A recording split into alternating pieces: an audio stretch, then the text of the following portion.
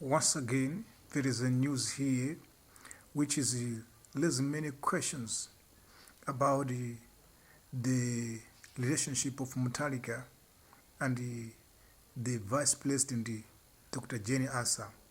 Because what is happening is that the duties which were supposed to be done by the Vice President in the way of delegation by the President are being done now by the second Vice President, and in some cases the ministers are doing them. This is what is happening. Now the story is like this. Let me just give you the hint here. Now the story is like this. President Peter Munthalika, okay, let me take it again. President Peter Muthalika's decision to dispatch Second Vice President Enoch Chihana to yet another high-level SADC engagement has not gone unnoticed in Ilonge for the second time in a week. Chihana, leader of the Alliance for Democracy and the long-time political ally of Munthalika, has been handed a regional brief that fall to the first Vice President Jane Ansa. That's what you are hearing. That Chihana, who is the second Vice President, is given more responsibility compared with Jane Ansa, who is the Vice President of the country. And this is indeed raising many people's questions regarding how good is the lead and the Vice President, Dr. Jane Ansa. Because it seems like there is a long-standing issue between these two people, the President and the Vice President. It seems like they are not working well together.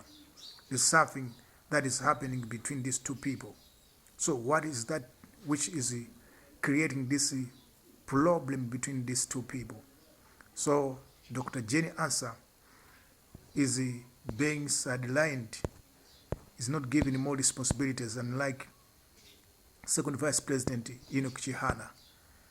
We need to know what is going on in this country as far as the relationship of these people is concerned. Okay. The story continues. The office of the second Vice President confirmed that Chihana will represent Malawi at the extraordinary summit of SADC heads of state and the government, chaired virtually by South Africa's Cyril Ramaphosa. It follows his role last week chairing the extraordinary SADC Troika summit in Lilongwe while Munthalika was on a private visit to South Africa. For Chihana, the back-to-back assignments make a notable elevation, a quiet but unmistakable signal of presidential confidence. For Ansa, they underline a familiar pattern. The first Vice President once again passed over in favor of a figure whose political ties to Munthalika are warmer, more dependable, and less encumbered by the constitutional sensitivities that have historically complicated the vice presidential office. So that's what it is for me. I believe like this is true because maybe the president has no trust in Jane Ansa, the vice president, maybe because of some other things that maybe the president has heard. Right? And the president may be doing this because he is so more careful, right? To Enoch Chihana, he may be strategizing very well, creating a good relationship with the president, which most of the times it is something that happens due to loyalty.